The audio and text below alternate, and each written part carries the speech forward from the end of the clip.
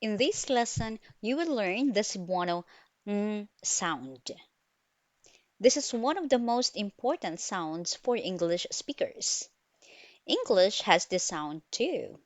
You can hear it at the end of the words like sing, long, thing. But Cebuano uses this sound at the beginning of words too. And that is the difficult part. In Cebuano, is one consonant. It is not ng. It is the sound of sing.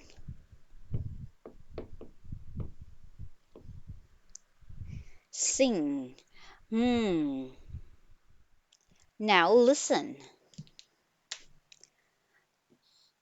Nga, nga, ngalan, ngalan, ngano, ngano. Now repeat. Nga, ngalan, ngano. Try this trick. First say the English word sing. Now hold the final sound. Okay? Sing. So that final sound is the Cebuano mm. Do not add a vowel before mm. Do not say ngalan.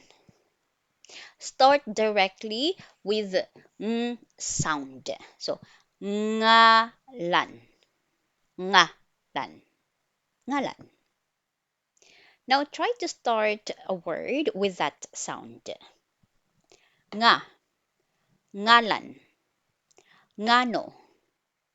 Listen first. Ngalan, imong ngalan. Unsay imong ngalan. Now repeat. Ngalan, imong ngalan. Unsay imong ngalan. Now let's use it in a short conversation. Listen first. Unsay imong ngalan? Ako si Paul. Now repeat. Unsay imong ngalan?